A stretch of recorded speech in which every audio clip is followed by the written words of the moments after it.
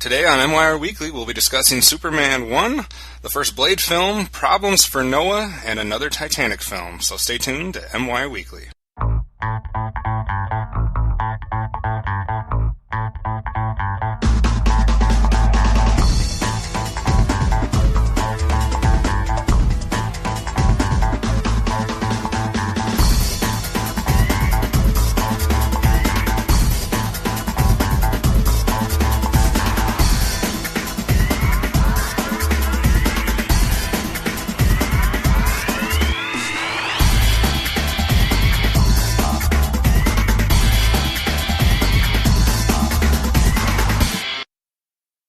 As I said, this is MWIRE Weekly, and you're probably wondering why I am talking and Dan is not.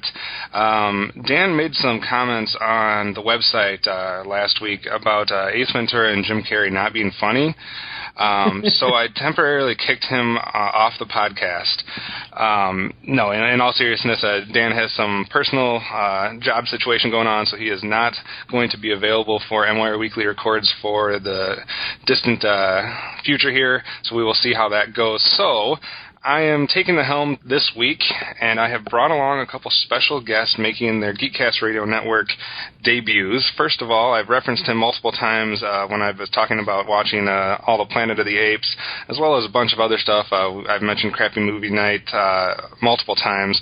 So the first guest I want to bring on board here is my roommate, Nate Crocker. Hello, sir. Hey, how's it going? My name's Nate. I'm on a podcast. Let's go. That's a great introduction, sir. I don't know what you want me to talk about. Nothing. That's good. All right, fine. They know your name, and they know what your voice sounds like. That's good enough. All right. And also along with us is another special guest, and that is as far as I think my first introduction to Crappy Movie Night was at his house, and that is one of Nate's best friends, Matt. Hello, Matt. Hello. So we are all going to take this trip. For those that have listened to the podcast in the past, do not expect the normal MWIRE Weekly record this week, or whenever we do this, because this is going to be a completely different feel, I believe. And I think it's going to be like if you took part Geekcast Radio Network record, and you took part Mystery Science Theater 3000, and then you splashed together Chicken Pot Pod, for those people that are familiar with that. I think that might be what you're about to get, a mashup of all of those things. So I don't think you should compare us to that. That sounds delicious, whatever that last thing was. It is. It's delicious, nostalgic deliciousness in a pot pie. So anyway, so this is going to go all kinds of different directions, so just buckle up and get ready for this. Nate, do you want to just do, as far as a little more introduction, just as far as your movie watching habits, or your what kind of geek fandoms or geek whatever trends that you've had over your life? How do you find yourself in the geek realm? Well, I don't know, really. I mean, I like comic books and video games and silly movies, and generally when watching movies, I just like something that is fun and something that either is completely ridiculous. I'm not into very, very serious movies. That's not really my thing, but I know other people like it, but I don't know. I can't really get into it. But yeah, I'm probably mostly a video game guy, actually. And that is an understatement. Yeah. We need to take a picture of my basement and put it on the episode post or something. He has all things video games, and his knowledge of video game stuff surpasses just about anybody I've ever known. So that is, like I said, an understatement. Matt, what kind of geek stuff are you into mostly? Well, I'm into anything. I left my D&D session early to do this podcast. I've comics, been to multiple Comic-Cons. Right now my mouse pad is sitting on top of 3 different movies of varying qualities, from The Italian Job to Break Into Electric Boogaloo. Yes. I'll watch any TV show at least 2 to 3 times just to get a feel for it. I'm willing to do anything ever. I think Electric Boogaloo was possibly one of the first films I watched at one of the crappy movie nights. Oh, you were there for Breakin' 2? Oh, yeah. Nice. Man. I think that was either the first or the second one. That's so good. That is such a good movie, though. Like, really. It actually is legitimately good. Yeah. It's formulaic for the time. Like, it's a super 80s formulaic movie. But it has so much style to it. I feel like it set up some of the formulas, too. Like I feel like it's one of those things that some of the things in it were originally from it. We might have to, like, date that and see which came first, you know? Yeah, totally. Might have to do a whole episode just on that film. Oh, my God. And for those of you that don't know what I'm referencing when I keep saying crappy movie night, Matt or Nate, why don't you explain what that was, how it came about? You go, Matt. So a long time ago, I played this game called Blood Rain. I loved it. And then it left rental places because I rented it from a movie rental place. And then I became an adult and I was like, I want to get that game again. I searched out. It was really hard to find on like eBay at the time. And then I found out that if you bought the Blood Rain movie, you get the second Blood Rain game for free, just with all copies of the movie. And I remember one of my friends saying, "Don't see the Blood Rain movie. I know you love the game, and it's terrible." I bought the movie just to play the game. It sat on my shelf for probably a year, and then I contacted my friend Nate. I was like, "You know what? I've got this really bad movie that I know is bad. Everyone told me it's bad. You want to sit down and watch it with me?" We did it. We met up at like 10 p.m. on a Sunday. I bought a bunch of soda. We watched the movie. It was amazing, just how bad it was. And then I was like, why don't we just do this every week? And then for about a year, Nate and I would just try to find a movie that we knew would be legitimately bad. There weren't any real rules. Eventually we started to focus more on action movies because then if it's bad, at least there's something to watch. A bad trauma just drags on. And that's how Crappy Movie Night started. And I remember, as far as the few times that I was involved with that it usually ended up also with a 1 or 2 a.m. trip to Taco Bell. That happened often. Yeah. And back then, things were different. I don't even know if I had a job back then. But you did. Did I? Oh, I worked late night on Mondays. Yeah. So, yeah, we could stay up all night. We'd go to Taco Bell, come back, watch infomercials for 3 hours. Magic, man. Yeah, seriously. And it wasn't always just 100% movies. Sometimes, at least at the times I was there, we'd watch like an episode of Flight of the Conchords, or there would be like some random cartoon that we'd watch, or some weird like Cops from the 80s or whatever. I'd never even heard of it. It was great. Cops is awesome. Crappy cartoon night as well. Cops isn't crappy. I wouldn't say that. I liked it. Anyway, so that's the crappy movie night that we're referring to, and you might see some crappy movies that we'll talk about. We're going to talk about one of them today, actually, and I think it qualifies as a crappy movie. Prepare yourself. But anyways, how we usually start off each episode is we take a quick look at the box office, see how things did in the past weekend, just to keep everybody up to date. And like Dan and I, if you were listening a few weeks ago, we made our predictions for which 10 films would make the most money in 2014, so it kind of gives us a way to keep track of that. This past weekend, we had a new number one who took over from both the Lego Movie, who had been number one for quite a few weeks, and then Nonstop was number one last week. This week, not really a huge surprise, we had 300 Rise of an Empire take the top spot, beating out Mr. Peabody and Sherman by about 13 million or so. So 300 Rise of an Empire is halfway to its $110 million budget. Good start for that. And then rounding up your top five was Nonstop at number 3, The Lego Movie at number 4, and Son of God has dropped to number 5. Really not too big of a surprise there. We did see an Oscar boost for some of those Best Picture nominations, like 12 Years a Slave, Gravity, Dallas Buyers Club. They all had a spike once again, probably one of the last spikes they'll have in the box office. And then the biggest drops were Son of God, Pompeii, which dropped 63%. It's only made $21 million against a $100 million budget. So you can chalk that up to the flop category for 2014. RoboCop also is only about halfway to its budget, and it's about dead. So A lot of flops so far in 2014. And the other new film that hit theaters just in limited release was The Grand Budapest Hotel, which I will be seeing eventually, but it was only in 4 theaters this weekend, so it really wasn't a competitor. So I don't know how much you guys are into box office. I'm guessing probably not as much as Dan and I. It's more interesting just hearing you talk about it than like going and looking up stuff. It's one of those things where it's like I'm interested that I'd love. Yeah, like Nate, I would love to hear it. I just have never spent the time to go and do it, and now I'm interested. How do you feel, Matt? How do you feel about RoboCop being a flop? I want to see it. I had a lot of knee-jerk reactions when I saw the original promo pictures. I didn't even know it was out yet because I'm behind, like I said. Yeah. But, yeah, I'm interested. Nate, you'll probably be interested, too. Frozen, which brought in another $3 million this week, is creeping ever so close to the 400 million milestone. It's at 393. That's good. And that's domestic. Like what we talked about when we were talking about with 2014, and in order to make to be one of the top 10 grossing films of the year, usually you have to break like the 200 million mark. That's usually kind of like the milestone to break into that top 10.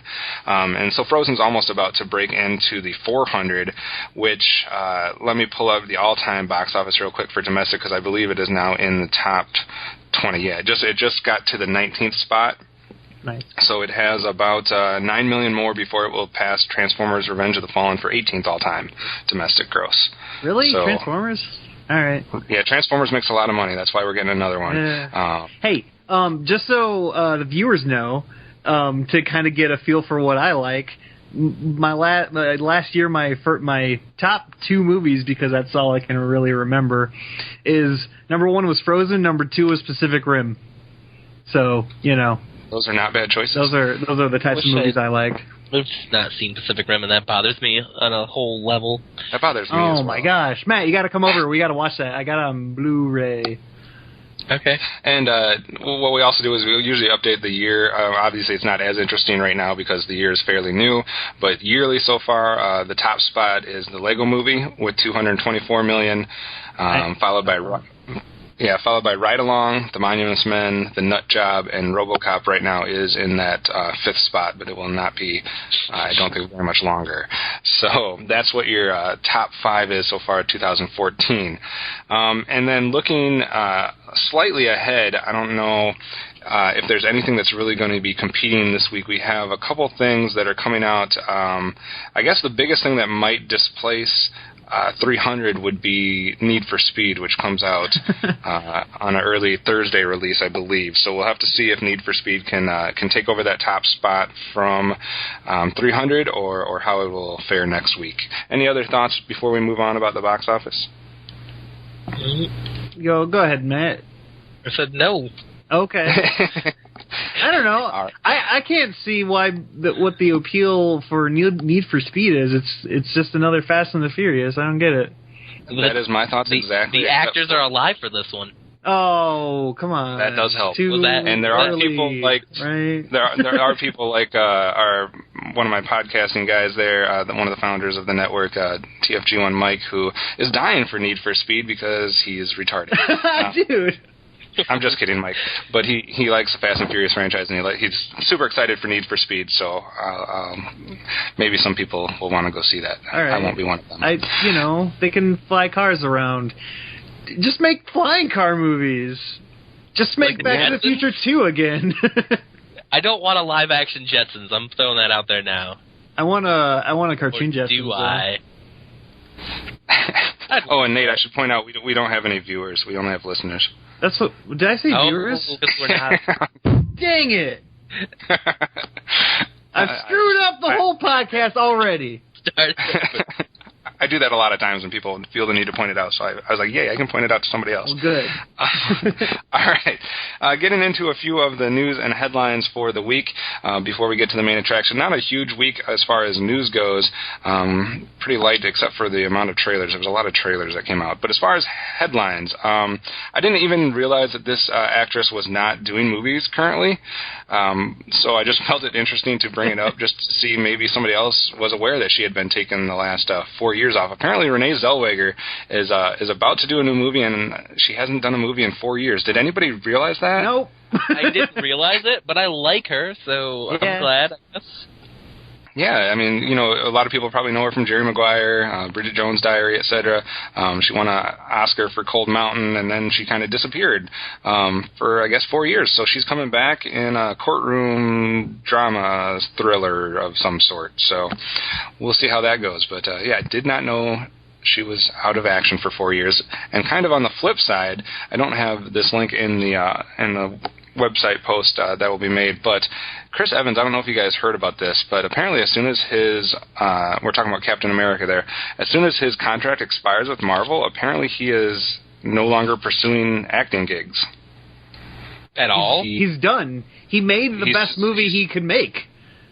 He said once his Marvel contract goes, he's not interested in acting anymore. He's going to try to do some directing and behind-the-scenes stuff. Oh, lame. I was hoping he was he's like, I want to go open up a deli or something weird. So enter Renee Zellweger, exit Chris Evans, I guess. I'm actually depressed about that. Of all of the Marvel movies that created the Avengers, the Captain America one was my favorite. Really? Yeah. What? Shut up. Disagree. It was solid. I liked it. Go ahead. Matt, this is an ongoing discussion. It comes up in the network all the time about everyone's different opinions about the Marvel Universe, and which films are good and which films are bad. What is your favorite of the Marvel films that have already been released? Of all of them? Well, outside of the Avengers. Aww. The components that made up the Avengers. Right. I really liked Iron Man 3. That's a good one. Iron Man 3 was really good, but really good. I don't know. Maybe I just like the Captain America character, so I'm biased, I guess. I almost want to say the Hulk with Edward Norton, even though I'm not sure if that counts because they got a new actor. But I don't think that's the best. I just think that was the best Hulk movie that could ever be made, and it was like, wow, you did it. You made an okay Hulk movie.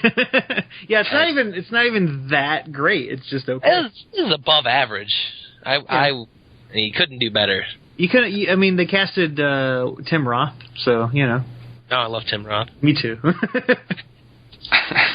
All right, and the next headline we have, apparently, Noah, the film from Darren I can never say his name, Aronofsky, starring Russell Crowe, is already coming up against some criticism from the Middle East.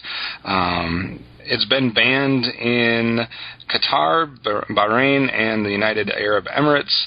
And it's saying that it's Egypt, Jordan, and Kuwait might be following suit. So apparently Noah will not be making as much international money as it may be hoped for, and it's going to have to rely a lot on the domestic gross. I think it'll do well domestically. Yeah, have either of you seen the trailer for Noah? It looks awesome. I did.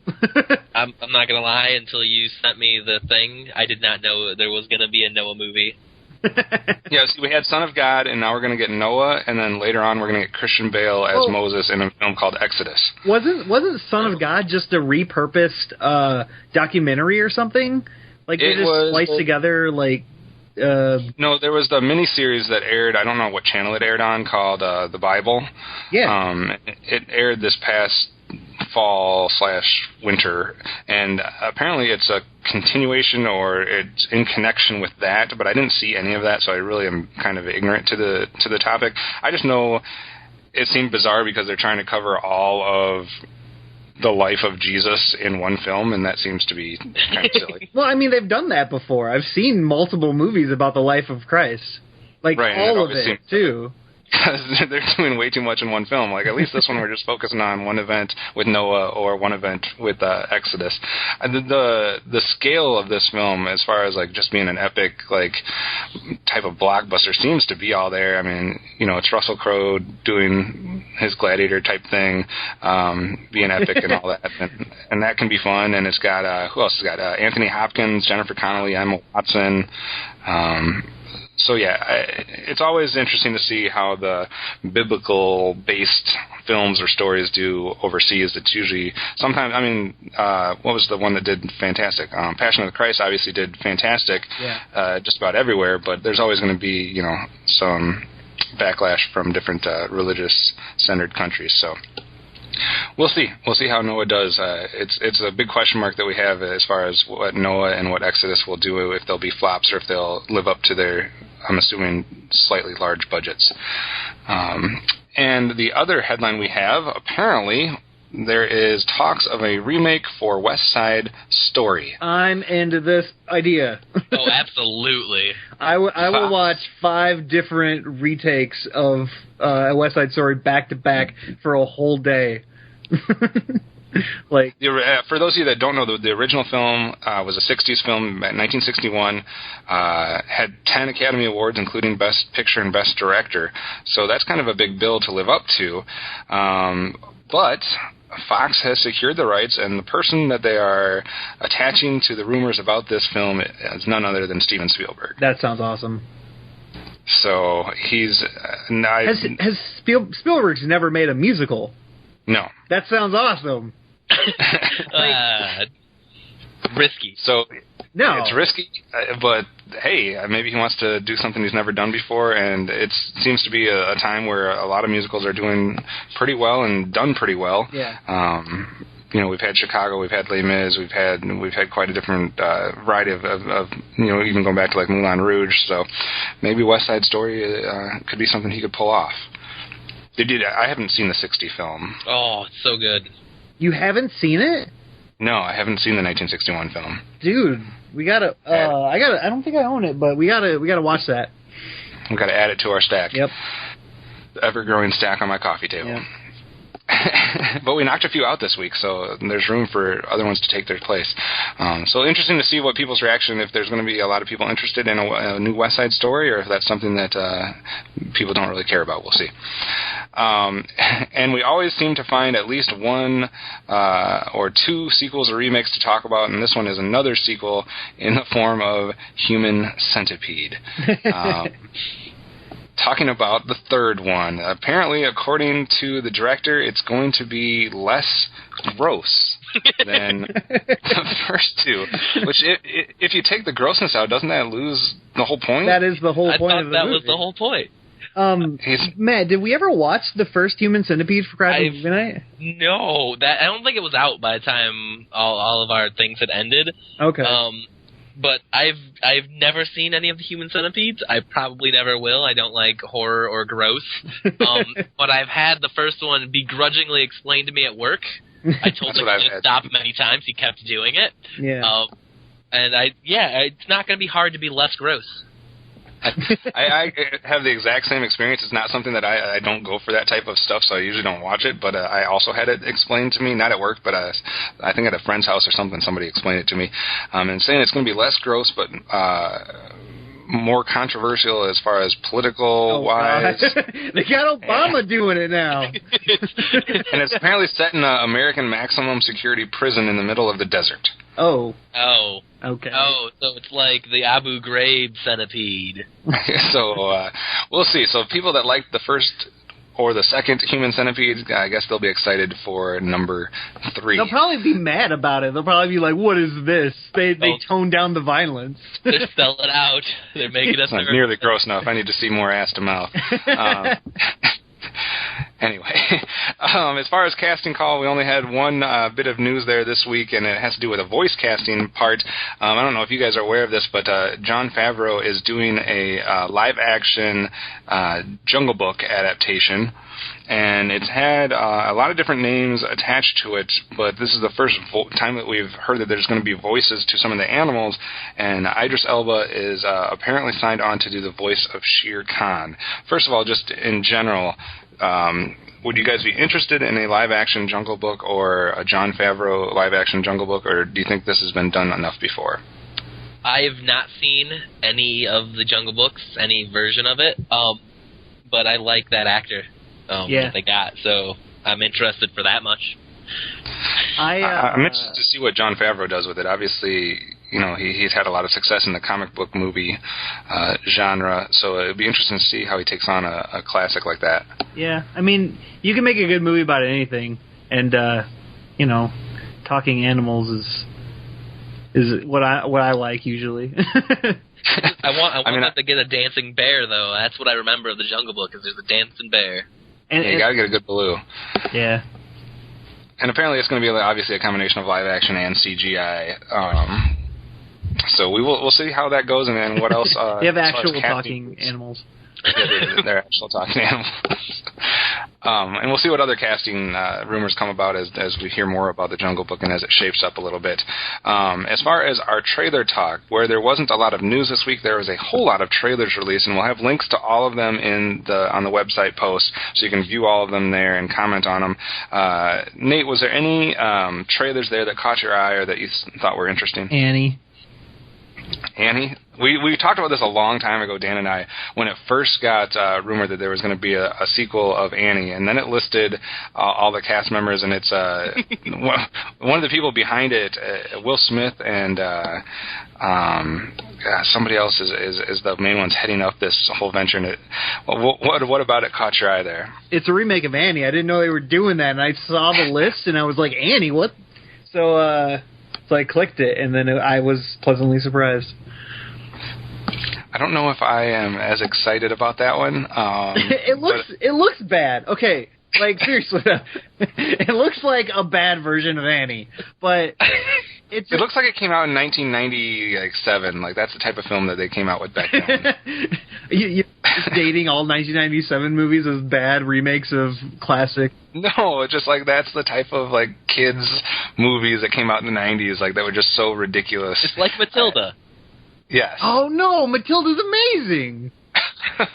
This Annie looks good. Like if here's the thing, I feel like if they didn't tag Annie's name to it, if they just called it whatever, I'd have been like that's a little bit like Annie, but not quite. And I think that's a problem. When it's like, that's like that thing, but not quite when it's supposed to be taking the name. It looks like it's a solid movie. It's probably an enjoyable family film. But they're changing everything. Like what? Except for this. Oh, well, yeah, I guess they are changing the story pretty much. Yeah. I'm sure it'll be like a hip-hop version of those songs. No. Oh, maybe. I mean, Hard Knock Life was kind of hip-hoppy anyway. They had a couple more, Didn't Jay-Z do a Hard Knock Life song? I think that's right. That sounds accurate. Robbie would know. He's not here. Oh. That doesn't help us. Nate, any other ones? Did you see the second Box Troll trailer? No, I actually did not. I assumed it was the one I've already seen, so I didn't click on it. Second, I've seen two of them. One of them was showing the making of. Is that the second one? No, the second one is just a song, and it just follows them around, like some of the footage from the film. Basically, none of the trailers have revealed too much about the actual story. But as far as a visual thing, it does give you a pretty good idea of what it's going to look like. Yeah, I would go just for the visuals on that movie. Like, every time I see them, I want to start patting my chest, and I haven't even seen the movie, so it's already infectious enough. I can't wait to see the real thing. Yeah, it should be good. What else did you see there, Nate? Well, I had to watch the Transformers 4.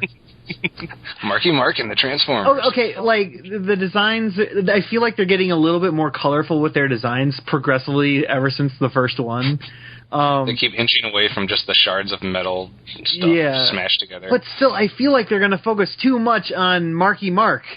And no one cares about Marky Mark in the Transformers movie. A lot of people have problems on focusing too much on Marky Mark. Yeah, I don't know. The Dinobots and big dinosaur-type pterodactyls and things like that. And Optimus Prime has a sword on his back. That looks cool, but, I don't know. We'll see. It'll make a lot of money. Yeah. Maybe by Transformers 10 they'll have one that's, good for classic Transformers fans. Yeah. Yeah, they progressively get more colorful and back slightly closer to the originals every time. But seriously though, never mind, I forgot what it was. Even if they would have just, I don't know, they could have gone even with the designs from the video games, I would have been. Oh yeah, the video games were good. The video games were solid. I liked those. Yeah. Well, the first one. That was a good book. I don't know if either of you guys saw the trailer for Legends of Oz, Dorothy's Return. Yeah, okay. The art style looks pretty cool on that one. I got to bring that up because that movie was supposed to be released in 2012. Oh no! and then it was supposed to be released in 2013. Yeah. And now it's actually finally going to be released. And I remember the reason I knew about it back in 2012 was because of the voice cast attached to this. It's just ridiculous. Kelsey Grammer, Aykroyd, Belushi, Patrick Stewart. Oh, that's a good one. Yeah, Martin Short. Yes, Martin Short. I mean, so it had like this ridiculous Patrick Stewart voice cast. Yeah, he said, and it looks a little different than the first art that was released in the first pictures. It looks a little more, I don't know if kiddie or almost more juvenile. Yeah, it's stylized. It does look like a more of a child's film as opposed to like the Disney or the Pixar films, which are more sophisticated in the animation, I guess the word would be. Yeah. I'm just worried that I'm hoping that they were just delaying it to try to line up with the whole, whatever it is. I think it's like the 75th anniversary of Wizard of Oz this year. So hopefully that was more the reason than just like problems with it. I don't know. I honestly can't see a studio delaying a movie for any reason other than shit's going wrong, because they're losing money as they're delaying it. Yeah, well, I mean, sometimes there is, and we've talked about it a lot, Dan and I, on this podcast, there is a kind of a chess game that goes on with the different studios as far as their release dates. So sometimes delays are strategic, and they try to, not go against certain things or come out at certain times of the year. Whatever. There's always a domino effect. Like when the next Star Wars film was slated for. Next December, all of a sudden you saw films being delayed and pushed back and moved earlier, and get out of the way. We do not want to compete with that. So sometimes there is other reasons for delays, but this one just seems to be like probably a bad delay. I don't know. Matt, any trailers that you saw that looked interesting? I don't know. I watched the Sin City. I didn't know they was going to do a Sin City, and I'm not 100% sure where it falls in with the other movie. It's been nearly a decade since the previous Sin City came out, and Marv is in the trailer, although I'm pretty sure he died in the first one. Like, that was kind of the whole point, right? So I don't know where it falls in, but I'm interested. Maybe it has most of the cast, right? It has Jessica Alba. It has Mickey Rourke reprising the role. Bruce Willis. Bruce Willis is back. What? Yeah. Have you seen the first one? He killed himself. So I don't know where this one falls in. Spoilers! Spoilers. Apparently we need to see the first one again. I don't remember that happening, but yeah. I'm totally down for rewatching Sin City because it was a great movie. What? What? You don't remember? Well, never mind. Fine. It's not the best. Did either of you see the trailer for Frank?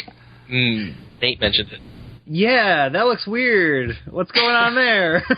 Michael Fassbender, who has a big fake head over his head. He reminds me of the Davy and Goliath character. Oh my goodness, yes he does. Oh jeez, that is a good call right there. Is he the one with the head thing? What's that? Is he the only one with the weird head, or has everyone got? Yeah. No, it's just him. He's just wearing this big giant head.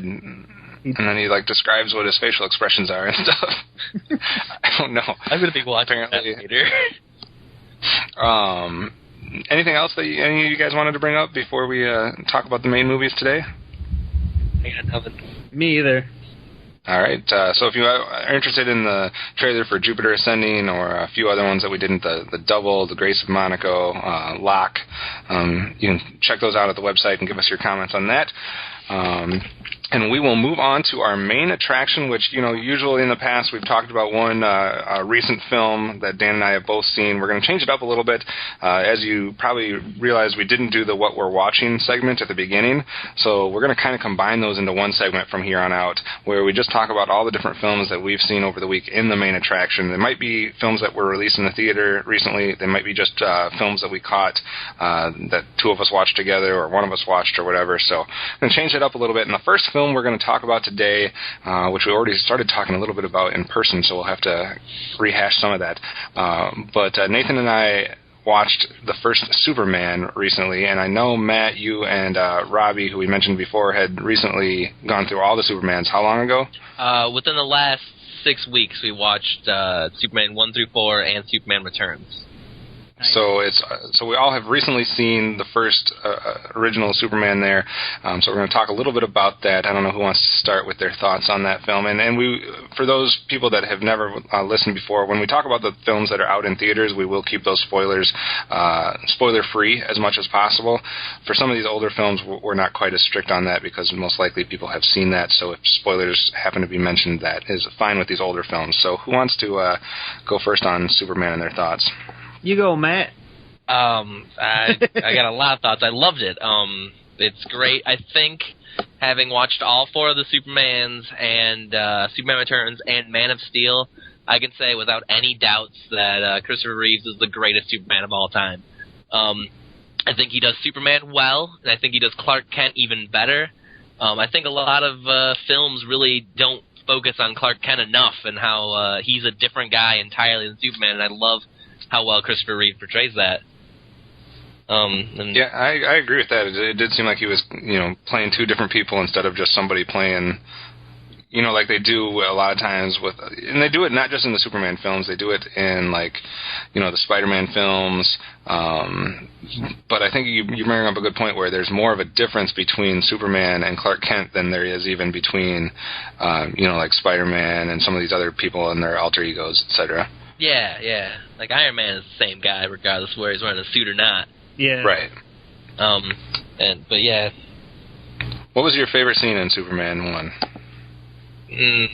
I liked I want to say the part where Lois Lane thinks she's saving Clark Kent, but he grabs the bullet and looks at the camera with a little smile, like, I know I'm Superman.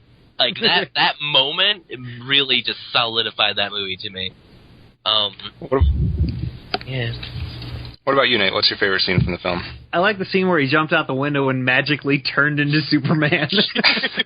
That was not one of the higher points of that film.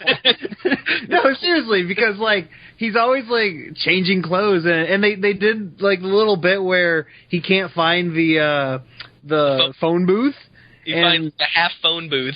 Yeah, and he's like, you can't do that there. But no, they just gave up halfway through the movie. They're like, he jumps out of the window and he starts flying, and then he goes from a suit to Superman clothes immediately. Yeah, because they did the turnstiles, they did some other things, and then that one it was just he has changed. Spoilers, that's pretty much how it goes from there on. They don't really care. His clothes just fade away and he's Superman. After that one. My favorite scene in the film, which I told you guys a little bit off air, is the scene where Lois Lane is interviewing Clark, or interviewing Superman, on the rooftop or whatever that was, balcony, etc. And I thought that was just really good from both of them. I think it sets up both of their characters and the relationship a lot. And I thought it was the best time in the whole film where Christopher Reeve was really showing the Superman side of things and showing his charisma and showing just his whole personality as how he was answering and not answering questions. I thought that whole scene was done really well. And then they followed that up immediately with my least favorite scene in the film, which is the 2 of them show you the world. Yeah, they both go on the magic carpet ride, at which case, at one point during it, Superman decides to just drop Lois Lane. He thinks that's pretty funny, and then she does too. She's like, "Oh, you got me! You got me again, Superman!" Are you kidding me? She was just free falling through the sky at a very fast rate, plunging to her death, and he's just like, "Ha ha, that's funny." There was a lot of bad dialogue in that scene, but it was interesting that they backed those 2 scenes up against each other. Yeah. You said that Christopher Reeve is your favorite Superman. Nate, have you seen enough to know who your favorite Superman actor is? I know it's not this new guy from Man of Steel. He's a little wooden. I liked it. My favorite Superman guy is the guy who played Superman directly before Christopher Reeve in this movie, who got no mention. Oh my gosh! Yes.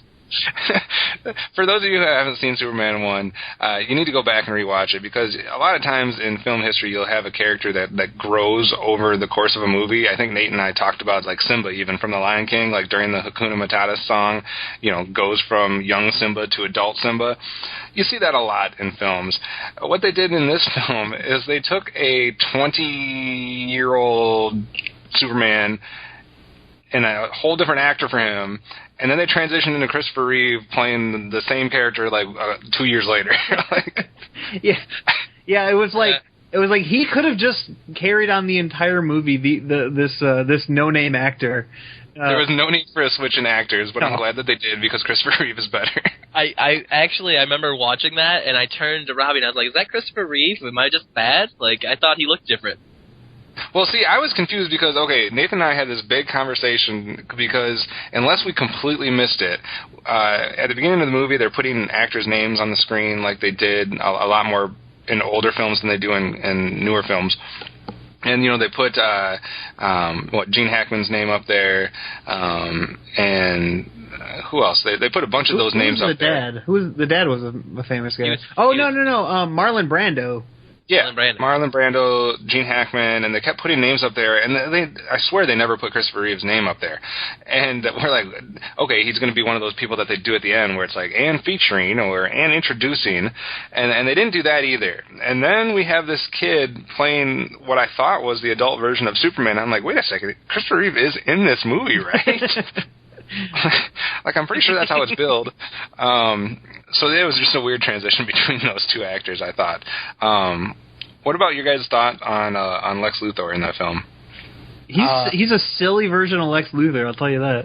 I don't know. I've got, with my big comic book background, I have, interesting theories on Lex Luthor, because this one, he's just evil. Like, that's the one thing, is he's evil.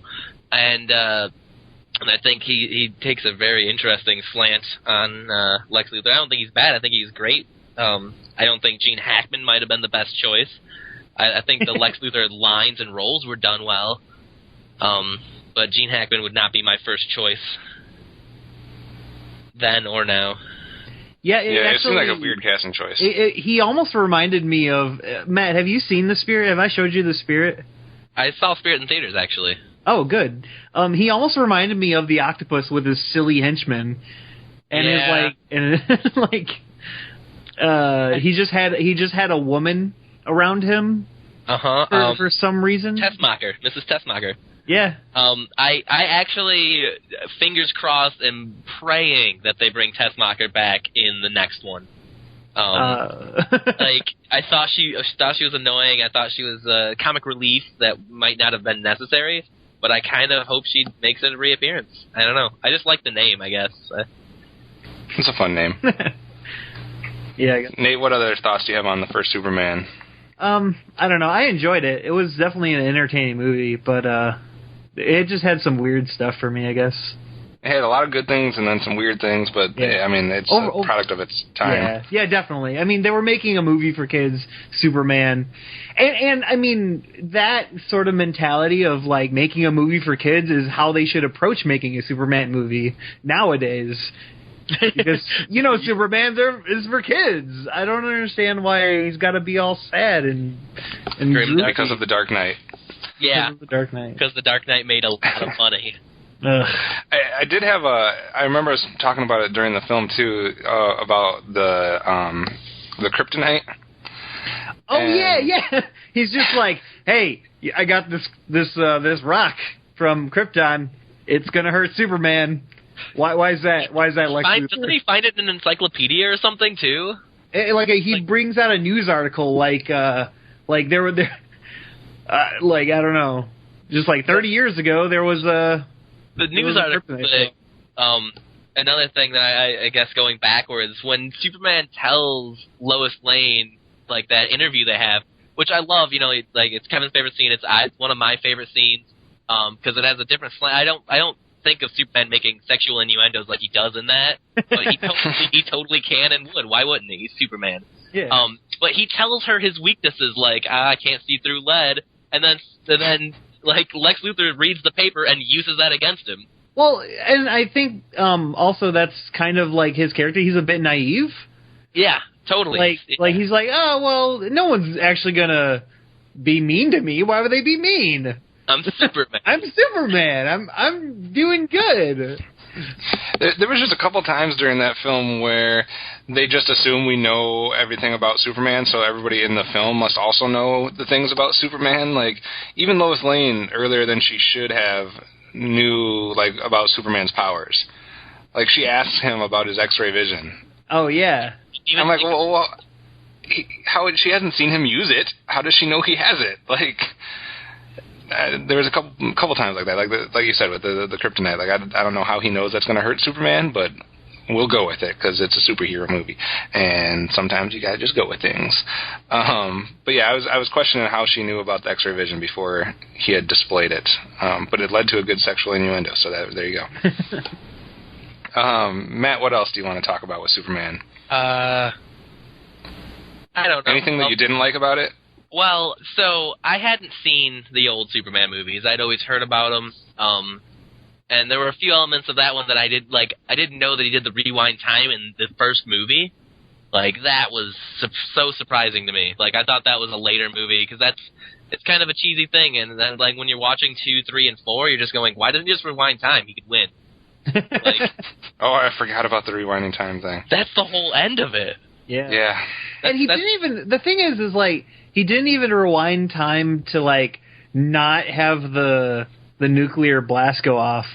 He just rewound time to not let her die. Lois Lane die, yeah. Yeah. That said, I didn't know the rewind time thing was going to happen, so when Lois Lane is, like, falling into that pit, I'm like, they're not going to kill Lois Lane. And I kept saying that in my head over and over, and I'm like, they killed Lois Lane. And then he rewound time, and I was like, oh, that's right, that's a thing that happened.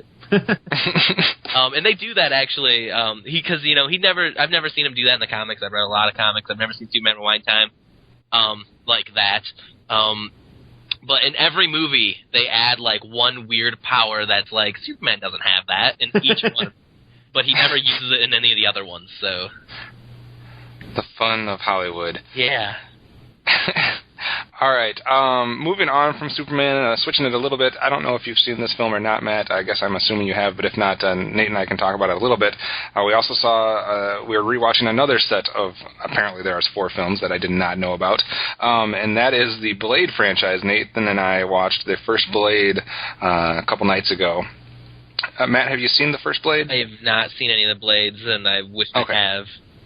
Well, we will keep this spoiler-free then for the most part then. That's fine. But Nate, what was your take on the first Blade? Did you like it or not? I thought it was okay. It's a pretty standard 90s action movie. The one thing that I was upset that I felt like was a missed opportunity was that Wesley Snipes, his character, there was like a slight bit of humanity in him that kept showing through slightly, but not enough. Like, I wanted him to be a real character, but he was just a standard action guy, you know, from the 90s that could be swapped in and out. People that love the 90s are going to hate us. Oh, I'm sorry. I love the 90s. I'm not saying, like, okay, I shouldn't say from the 90s. I should just say a standard action hero that can be swapped out with any other. You could go back to the 80s or even now. You can make Blade Jason Statham, and it would be weird because that's a weird choice for Blade. but I mean, he's not going to act any differently, you know? Yeah, it almost like was to me giving that Dark Knight feel before the Dark Knight. Like he was just that like dark and brooding thing. But what they didn't do with him as much, and this is, I'm not going to say too much about it, but I don't feel like they, outside of the opening scene, gave him too much of an actual like backstory with development. Oh yeah, he had no character development the whole time. You get like the initial scene, and then you just kind of jump ahead, and there's really no talk about what happens between those times. I mean, again, with an action superhero film, sometimes there's not a lot of time for that, but I think you can still fit it in somewhere. Well, I mean, it's been proven that you can make a good movie. You can make a good action movie, definitely, but... and I think Wesley Snipes is a good choice for that character. Oh, yeah. I mean, I just wish he played it a little more with enthusiasm instead of with mean look on his face and not really saying anything ever. Yeah, maybe that just comes with being a daywalker. But I thought the casting was good. Chris Christopherson's good. Stephen Dorff is good. Wesley Snipes is good. But yeah, I agree with you in a way. It didn't have a whole lot of stuff that separates it from the rest of its genre. Yeah, yeah. All right. Well, we will move on then to a film that I saw half of. Yay! And this will give you a sense of what we talk about when we're talking about crappy movie night. I don't know how many people out there realize it, but there was a sequel to Titanic. No, it's not a sequel. It's not actually a sequel. It's a sequel to the real-life Titanic. Yes, that is how they're getting around the trademark. Yeah. Well, I mean, it is titled Titanic 2, right? Yep. Yes, but it's Titanic 2, like I, but it's like the Fantastic Four, or that's the name of this thing that the movie is about. Yeah. There's not a Fantastic 1, 2, and 3. There was no Titanic 1. This is a new boat called the boat was actually called the Titanic 2. Yeah. It wasn't like the Titanic again. Oh. All right. So I want to explain the synopsis, though. Hold on. I just want to tell people there will be spoilers for this one. Yeah, because we don't care. No, because really you can't spoil this film. The writers and directors and actors did it all. And by writers, directors, and actors, I just mean Shane Van Dyke, who was all of those. Yes. We could tell you every moment of this film. It's not going to spoil your experience that you would have if you watch it, because you're not going to believe most of the stuff we say anyway, so you do need to see it for yourself. And if anyone out there thinks like the idea of having crappy movie night is intriguing, this is a great one to start with. Maybe. Well, you guys can give suggestions on other ones to start with, but this is a great film to add to the list of things to watch, because this is prototypical crappy movie material. So, Nate, go ahead with the synopsis of Titanic 2. Okay, so the synopsis of Titanic 2 is they made a ship called Titanic 2, and then iceberg catapults. The end. That's give a real synopsis. No, I'm just kidding. There was a lot of threads that I think they thought they were weaving that they just weren't, because it was like, it's the 100th anniversary of the original Titanic, and this one guy who's like Bruce Wayne without a Batman. He's just got too much money, doesn't know what to do with it. He's always got ladies. He's like, I'm just going to make a new Titanic. Why not? And then, wow, IMDb has it wrong from what it's saying. Things go wrong. Because of global warming, of course. It seems like every crappy movie has to have that, global warming is bad theme. It's so weird. Titanic 2 and Birdemic are the only ones that come to my mind. Those were the only two that came to my mind as well. I did not realize that this film was released in 2010. Yeah. Oh, you didn't know that? I thought this was way older than that. Just for a little bit of background, this is the Asylum did this. They're the same people that came out with Sharknado, which has had a lot of recent fame. They've done a lot of interesting movies, and this is not one of them. No, this one is interesting enough. I missed the part that DC Douglas was in this. I did not realize that. Wait, who's DC Douglas? He played a character named Captain Will Howard, and Captain. DC Douglas is a voice actor. Yeah. He's done a lot of anime stuff, a lot of video games, and I did not realize he was in this film. Anyways, continue. I'm looking at his picture right now, and I don't remember when he was in this. He was the captain that went down with the ship, remember? Oh, it was just like... And he has the moment where the ship's going down, and he's just staring out, crying. And I commented then that it's probably because he has to go down with Titanic 2, which everyone knew was going to go down because it's the Titanic 2. And he's that... he didn't even want to be where he was, but the guy who owns the ship's like, keep driving towards those icebergs, it'll be fine. He's the voice of Albert Wesker from the Resident Evil video games. Oh, no way. He's Wesker. Oh, God. I love the critical reaction on Wikipedia for Titanic 2. It just says, was panned by critics and audience and is considered to be a very bad and offensive ripoff. Yeah, they totally ripped off the Jack's dying scene. That was... And They should have. It says criticisms were mostly focused on the film's plot, script, and Shane Van Dyke's direction. I want ladies around me in every scene. That's the direction. The thing is that he actually had some character development in that he was all like, I'm over this chick, and now I've got all these other girls, and then, like, the Titanic starts to go down, and he's all like, maybe I'm not over her. So I guess it was so always about chicks. It was always about chicks. Well, actually, because you remember that one moment where it starts going down, and, like, his personal helicopter's like, hey, we gotta get out of here. And he's all like, no, load up the injured 3 chicks that were with me. They'll survive, and I'll go down with the Titanic. Yeah. All right, so what are some of your favorite moments from the film, guys? I like the iceberg catapults as a concept. Because what was happening was global warming was breaking down the icebergs as it happens, or whatever. And, like, a chunk of iceberg would fall off and create a wave. And this is actually how the movie opened, with a guy surfing on these chunks of iceberg making these waves.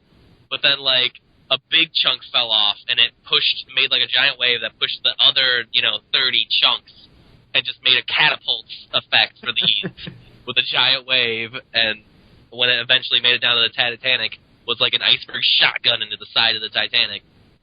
But the iceberg was twice the size of the Titanic too. It was ridiculous. It's not a visual thing. I'm supposed to notice that I didn't. Yeah, it was huge. The only thing I remember in relation was the clip art whale that they threw in.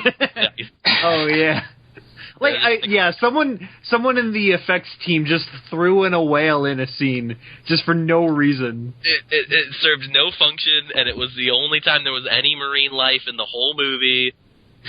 And it was so unbelievable that we had to rewind it to make sure that there was actually a whale in the scene. It was very brief. And I say rewind because I'm pretending that we watched this on VHS back in the 80s sometime. DVD. Or you can rewind Netflix. I feel like you're not rewinding so much. You're not really winding. There's no winding. There's no tape. There's a lack of winding going on. I didn't know the Asylum also did a film called Snakes on a Train. Oh, yeah. Oh, I've seen that on Crappy Movie Night. We did that. That has the most awkward sex scene I've ever seen in a movie. A cop essentially rapes a woman, but does it like he's just like, oh, there's snakes on this train. Take your top off. You've seen The Room, though. The Room? What about The Room?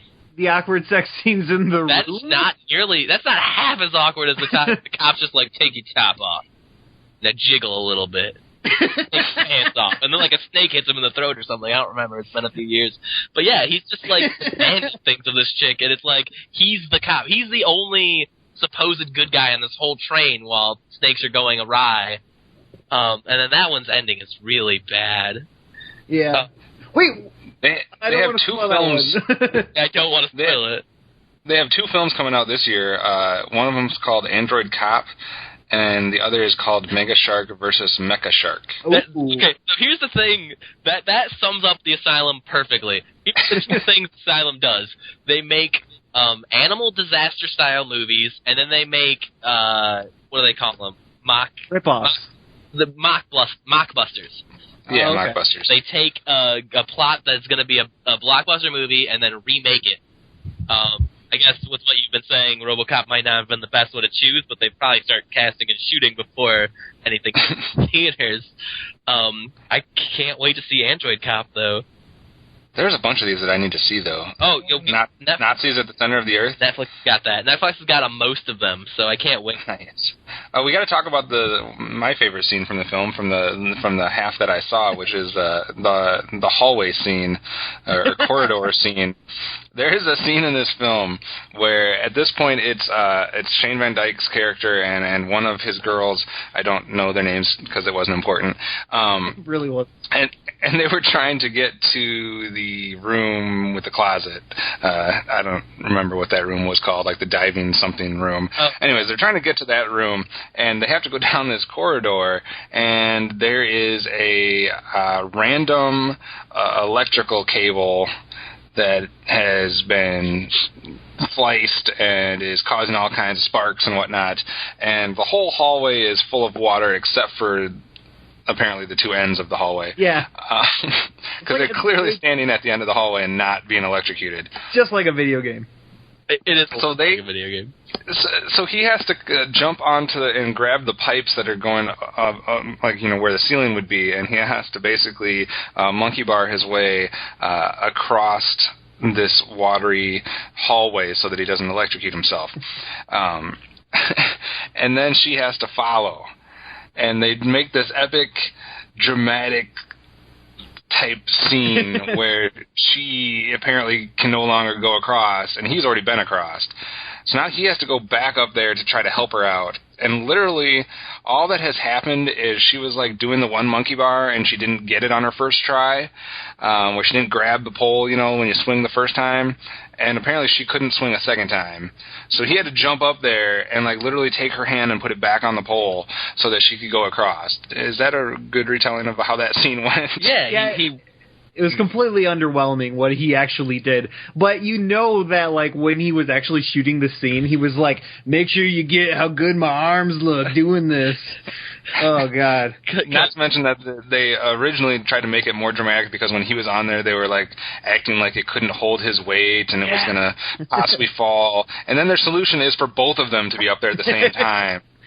Putting all of their weight together, and then luckily they fall like a foot away from the cord and it doesn't kill them. And then there's also the scene when they are the water is coming up. We have our Leonardo DiCaprio scene where we got to decide which one of us is going to survive. And then they force themselves to have the romantic kiss as they're drowning. Yeah, and it was really forced. She was like, I can't believe I'm getting paid to do this. Yeah. But nothing was better. This film is worth watching 100% for the ending. Definitely. Let's not spoil it, because it's on Netflix and anyone can watch it. I don't remember what you're talking about. Oh, my goodness. What are you talking about? It's possibly the best... Yeah. The end with the rose moment. Yeah, okay, I get it. So, go ahead. It was so tense, it was painful to watch. This film ends like no other film I've ever seen in my life. It would have been better. Well, I don't know if I want to spoil this. But one thing Titanic 2 does better with their ending than Titanic, the number one, the good Titanic, is that I feel like it was pretty clear, there's only one of us can survive, and I choose you. Like, with the other one, it's like, I feel like they both could have fit on that door. Whereas this one, it's like, they can only fit, and there's only one tank of air and one wetsuit. So, one of you is going to freeze and drown. This one, though, did something that I didn't think was going to happen. It made a film called Titanic, where for a second I was questioning how it was going to end. That's also true. Yeah. That's true. So this is definitely a terrible movie that you should go watch, people, just so you can see what we're talking about with the ending. You don't even need to watch the rest of the film, really. Yeah, you can watch the last 20 minutes. You're not missing anything. Turn it on, fast forward, yes. We didn't even mention Senator Kelly's in it. Oh, yeah, the biggest actor in this movie is the guy who plays Senator Kelly in the first X-Men movie. And he needs Shane Van Dyke to be an honorable man. I remember that being important. Oh yeah, no, he's like, if you don't save my daughter, you're not honorable, or something like that. Yeah, you don't save people's lives, you're not honorable. There's no other way to find that honor. Anything else that you guys want to bring up about Titanic 2? And along the same lines, what movie should people start with if they want to do a crappy movie night? Well, Nate mentioned Guy with Secret Kung Fu, which, if you could get a copy of, is the one that really solidified it for me. Yeah. I started with Electric Boogaloo. Electric Boogaloo. We watched a couple of 80s movies that were actually just, regular 80s movies that we had heard about or whatever, like Adventures in Babysitting and Breakin' 2, that weren't actually bad, but they were dated for sure. Yeah. I don't know. I want to say The Blood Rain just because if you watch all three of them, just because that's where I started. The first one, her main villain is the main villain of the video game, and it's set 300 years before the video game, so it doesn't even make sense in that respect. And she gains powers and stuff that she doesn't have in the game, so it They just, threw out the whole thing. It's Uwe Boll. I mean, that's what he does. Yeah. He just takes a concept and just goes, well, I'm going to ignore most of the things that make this the thing. But the second one is what really gets me, because you can't watch the second one without the first one, ever. And the second one is where Billy the Kid, the old Wild West Billy the Kid, is not young. He's called Billy the Kid because he's a child molester. He's the main villain, and he's a vampire. He's a vampire. I don't know how he does gunfights at high noon. So Uwe Boll's got to the point where he's ignoring the video game and history. So he makes this Billy the Kid who's a vampire, can't be out in the sun, and then molests children. And that is where you should start, people. That's I don't know. Any Fred Williamson movie from the 70s. Yeah, he's fun. Yeah, Warriors of the Wasteland. Whoa. Yeah. And that one's actually not that hard to find. You can look it up on YouTube. Get the full movie on YouTube. Really? Yep. So the thing you do, people, is you get a group of your friends together that can all just have fun. You get a bunch of pop, caffeine, candy, Taco Bell, whatever, and you just watch these movies and have fun with them. And it's a good exercise for not. I think it allows you to watch anything. It will train you to give anything a shot and to not look at things in a closed-minded outlook. Definitely. How many times would you say have there been films that you have stopped before they've gotten all the way through? I actually made a point to never stop a film during crappy movie night. I know I've had people walk out. Actually, Blood Rain 2... Nate and Megan left. Megan was done with it, so she left. And Nate took her home. I Spit on Your Grave. I don't think everyone finished that one. Yeah. There was another one. So you have to set your own rules. You either can never stop it, or maybe you can have certain films that if they're so bad, you have to stop them. I personally don't believe in that concept. Although there was a few of them. We stopped after Crappy Movie Night had ended years later when we were watching that one. The police have to hire a kung fu master to save the world. We stopped that one. That was pretty bad. That was bad. I probably could have stopped the.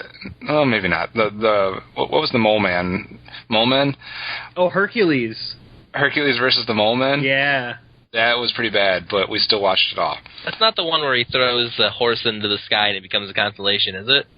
No, that's the one where the Mole Men are not really anything except for people that had what did they have, mask on or something, and they were turning that big wheel. There was Hercules, and then the big strong. Oh wait, Matt, I don't think you were there for that one. I've not seen this movie. Yeah. Oh my goodness. It's like Hercules, but they don't address anything about Hercules. It's just a strong guy. Are you sure it wasn't like a sequel to a previous Hercules movie where they've established I'm sure Hercules? It was. Yeah, it could have been. I'm sure it was. I'm sure there was a whole series of these films. This is like picking up Conan the Destroyer without saying Conan the Barbarian, where it's kind of looks like an original movie, but it's actually a sequel. The weirdest part of that movie for me was he saves this man. He saves a black man, right? And the black man is just like, I will be your slave. And it was just awkward and weird, and I didn't like it. It was very tense. Or maybe that's not the best choice there. My favorite part about that film is I went to my Letterboxd D account, and I obviously log all the movies I see on there. It basically has a log of every movie I've ever seen for the most part that I can remember. And so I clicked that I had seen that. And the other thing that website does is it tells you how many other people have seen that film. I was one of two people that had logged that film on the website as something I had seen. And the other person, I think, gave it a half a star or a 1 star. So that was interesting. I'd never had a movie that I've logged on there that has been seen by less than a few thousand people or whatever. It was 2 of us. That's special. So you're special for that. Until you log it, then there's going to be 3 of us, and it's not going to be nearly as special. I'm jealous that I'm not going to be part of this club. You can join the club at some point. It's on Nathan's. What's the name of that box set? My box set. Of those films? Is it yours or was it Robbie's? The 100 action films. Oh, the Walmart $5. Here's a bunch of movies. Those are good. Yeah. And the other film that I saw this week that is actually one that was in the theater, and I will not spoil it at all, but I just came back from 300, Rise of an Empire. I will say that we sometimes talk about 3D against, versus regular, versus IMAX, versus whatever, and, I'm usually of the opinion that it really doesn't make that big a difference in how you see the film, with some exceptions. This is one I should have seen in 3D. But time-wise, it didn't work out to see it in 3D, so my friend and I watched it in just the regular format, and it makes it very obvious in the first, 15 to 20 minutes that you should have seen it in 3D, with a lot of stuff flying at the screen. Oh, God. I hate it. I hate it when that happens, when it's obviously made in 3D. Nothing should obviously be made in 3D, because then you're just distracted. You're not watching the actual movie. Luckily, it's not as prevalent throughout the rest of the film, but definitely that first, half hour, you're like, I should be watching this in 3D. Yeah. And then it kind of went away a little bit. But I know it's been getting ripped on, and everyone's saying it's crappy as far as a lot of the reviews have gone. I actually enjoyed the film. I didn't go in with, super high expectations or super low expectations. I just went in to see a film, kind of like the 300 film that I remember from a long time ago, which I probably should have watched beforehand, but I did not.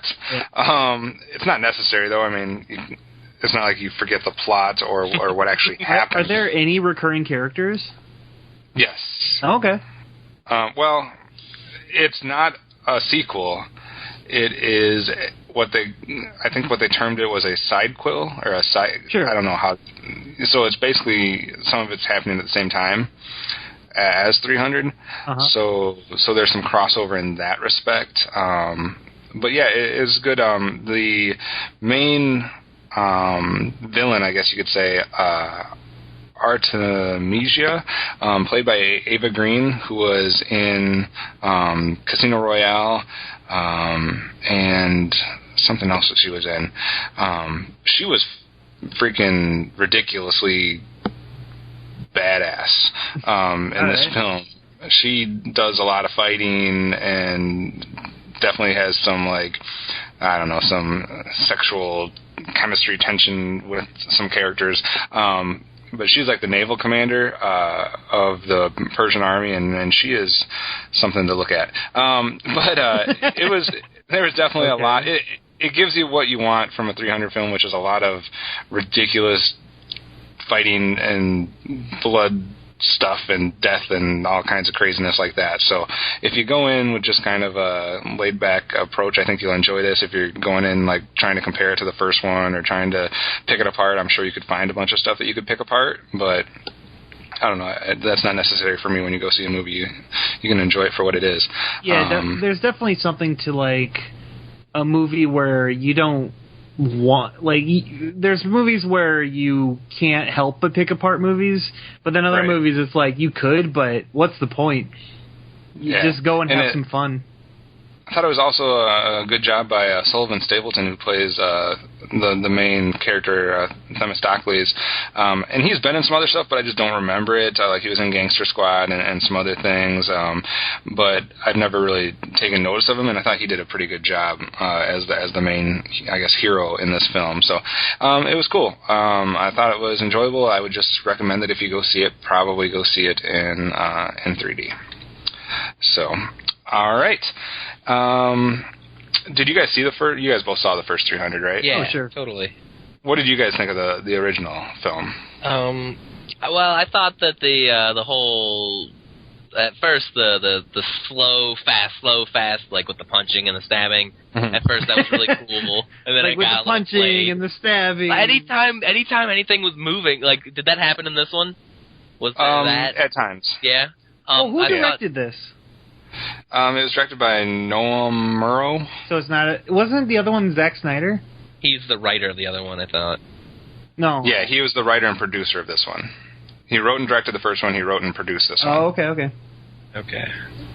Anyway. So, and it is based on the as yet unreleased Frank Miller graphic novel called Xerxes. They haven't even released it? It's based on these things? I don't. It says as yet unreleased graphic novel. Speaking of timing releases, they botched that one. Probably should have done that a little different. Yeah. Yeah, listed as unpublished right now. Oh. So, I don't know. Yeah, I mean, that's interesting. But, yeah, I thought it definitely had a lot of the feel of the first one. Like, if you were bringing that up, it does have the, the slow, fast stuff, and a lot of death scenes and stabbings that were slowed down or shown where the blood's coming out, etc. Which usually I'm not big on that, but I don't mind it as much in the way they do it, I guess, because it's, to me, so unrealistic, I guess, in a way that it's easier to separate it.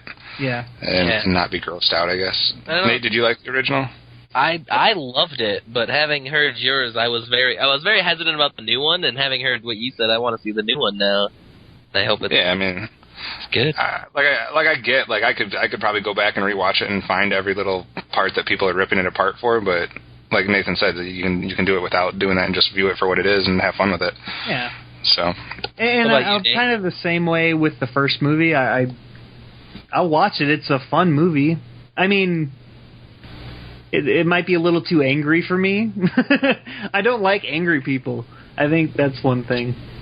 Yeah, there is a lot about vengeance and trying. I mean, obviously the main character is defending Greece and whatnot, but there's a lot of sub vengeance plots, I guess, going throughout this on multiple angles. So there is that. As far as coming attractions go, some stuff to be looking for in the following week here that's about to be Blu-ray releases. There is a whole lot of Blu-ray releases coming out on Tuesday, whether it be at your local store or online. Some films that we've talked about in previous MWIRE Weekly episodes. The Book Thief, which I highly recommend to people, is coming out on Blu-ray. Some of the other ones that we've talked about, Inside Llewyn Davis, Dan was huge on that. Good film that's coming out on Tuesday, Out of the Furnace, is also coming out. And here's a great one, The Hungover Games. What? What is that? I don't know. There's one on the list called The Hungover Games. I clicked on it right before he said it. I was like, what is that? And I think from the looks of it, it's The Hangover and The Hunger Games done like general vague title movie. Oh, no. They're doing another one of those? Yeah, that is still a thing. Like, I clicked on it, and on the cover it has, it's got a Zach Galifianakis-looking guy, who actually might be Zach Galifianakis, he looks so well. It's got a fake version of Ted. It's got a girl with a bow. And then in the back I see the Johnny Depp Charlie and the Chocolate Factory, because that's still relevant. Man. Interesting. There's also an extended edition of Cowboys and Aliens coming out, apparently, for people that liked that film, and Easy Money, Hard to Kill as well. So there's a whole lot of stuff come. Go ahead. You're skipping over the best one. Which one? Iron Sky Director's Cut. Iron Sky Director's Cut, the comedy sci-fi film, apparently is also coming out on Tuesday. I forgot. Nazis on the moon. Different than Nazis at the center of the Earth. That is. And as far as theater releases goes for this next coming week, as I said, Need for Speed comes out Thursday night, as well as another Tyler Perry film, The Single Moms Club. And then on Friday you have a limited release of Bad Words, the comedy there. Other than that, I don't believe there was anything else except for, I guess, a limited release of Veronica Mars that has been getting some headlines. Nothing else on that list is anything that we've talked about before. Are you guys interested in anything that's coming out on DVD or in theaters this week? I didn't know there was In the Name of the King 3, which is funny because we watched In the Name of the King 1 at Crappy Movie Night. It's like the Dungeon Siege movie. Based on a video game, but I don't think this one doesn't even mention Dungeon Siege on the cover. I didn't know that there was anything to sequel twice. But apparently there was. Yeah. There's never a need for reasoning of sequels. They just do them. What's Himizu? I'm looking up Himizu right now. Himizu? Himizu. I don't know how to say that. Oh, gotcha. The film being released in New York this weekend.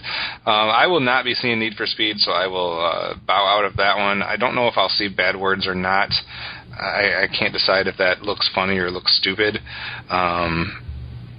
So yeah, it's not like a huge week as far as films go. I'm hoping that Grand Budapest Hotel gets a little bit more wide release here in the next week or two, because I do want to see that Wes Anderson film that I'm definitely interested in. But other than that, there's not a whole lot coming out this week to be super excited about. Yeah, I mean, like me being a pretty casual movie watcher, none of these look interesting, really. Yeah, so save your money, because there's more stuff coming out in the weeks to come that are much more interesting. As far as the credit conversation that we usually do, last week we had an episode that we talked all about the Oscars, and we did get a little bit of feedback on the website, so I just wanted to real quick mention a few of those commenters and visitors. And let's start with, Jeremy Fain. He had a bunch of comments, and one thing that we talked about a little bit on the episode about the Oscars was if Ellen is a decent host or who should be a host, etc. And a lot of people had mentioned stuff about Jim Carrey being a future host. That's what caused Dan to make his ill-advised statements that Jim Carrey's and Ace Ventura movies are not funny. Yeah. I don't know if I have that opinion. Yeah, that's just wrong on multiple levels. Yeah. There was a few people that joined us in our talk about how it was weird how they did all the different hero montages, and it wasn't really clear what they were doing with that. Another question that we asked last week, along with the Oscars, for those people that aren't Oscar fans, is we asked for people's favorite Harold Ramis film, and that actually got the most feedback. And there was a lot of films that were brought up. Mostly Ghostbusters was brought up, Stripes was brought up by a few people, Animal House, Caddyshack. Seeing if there's anything else that people brought up as far as their favorite Harold Ramis films. Ghostbusters over and over again by a lot of people. So those were some of the films that were brought up by them. And if you want to see some of the other conversation that was going on, just go to geekcastradio.com and find the last episode of MWIRE Weekly, and you can join in on the discussion, and you can reply to Dan and try to get him to explain himself about Jim Carrey, because that's just wrong. As far as a question for today, I didn't really have too much going as far as the 300. There's not a lot of questions I wanted to ask about that, but I was going to ask, going back to our news stories, if people were interested in a West Side Story remake, and if they are interested in Steven Spielberg taking on a musical for the first time, and if they think that he can pull that off. So feel free to give us your opinion on Steven Spielberg's possible involvement with a West Side Story remake, and we'll comment on your comments next week.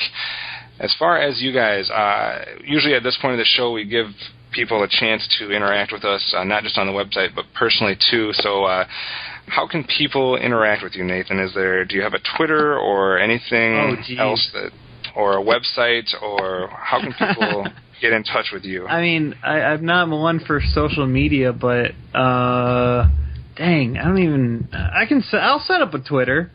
We'll give you a way to get a hold of Nate next week. Yeah, and actually, I have a question that if they want to answer this on the website, perfect. Do that.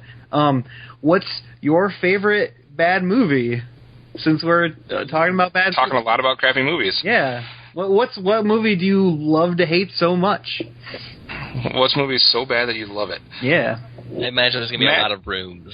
That was that was what brought the whole bad idea thing to the mainstream, I think, was The Room. Yeah. Matt, you have a Twitter or anything? I have a Twitter. I just found out. You can see me at Crocker Comics, CrockerComics, at Crocker Comics, and I have. I'm following 4 people, and I have 5 followers, apparently. I don't know where these people came from, but I have them. And you're about to have more. Oh, fun. Matt, do you have any Twitter or anything else? I do not. Even my Facebook is even set to private. But that's not me. That was my girlfriend did that 6 years ago, and I just haven't changed it back because I'm not a social media guy. But now that I'm actually doing something, I will set up a Twitter that I will give away before the next So that, All right. do that. I'm sorry. I tried to spread one now, but the name I wanted was taken. Well, we will give you ways that you can interact with them individually. If you want to interact with us in the show in general, there are several ways to do that. You can call the voicemail line 502-526-5821. You can email us. The address would be feedback@geekcastradio.com. You can visit the forums and the episode posts at geekcastradio.com. We have a Facebook page. The Twitter there is @geekcastradio. My Twitter would be @OptimusSolo. And you can also go to iTunes and leave us feedback in the iTunes location. I don't know. We haven't checked in the last couple of weeks, so I will check that before next week, and we'll talk about any feedback that we've gotten on iTunes. Anything else you guys want to say before we close out the show, Nate? How was your first experience? I was just about to say, keep on wizarding. Keep on. Oh, I am a fan of podcasts. I am too. No, I don't know. I got nothing. I hope we didn't either bore or turn off a bunch of people. If for those people that are used to Dan and I and the format we've had, hopefully you're sticking with us. That's why you can leave feedback, tell us what you like, what you didn't like. We'll adjust that as we go, and there could be some crazy other things down the pipeline for the three of us as we get used to this podcasting thing. And the bonus is that we all live in close proximity, so we can do some stuff that normally we wouldn't be able to do here on the Geekcast Radio Network. Matt, how was your first podcasting experience with us? I really enjoyed it, and I'd love to do it again anytime you want me. They'll probably be seeing and hearing, well, not seeing, but you'll be hearing more of both of these guys very soon. So that is it for us for this week. And remember, for all things movies, keep tuned to MWIRE Weekly.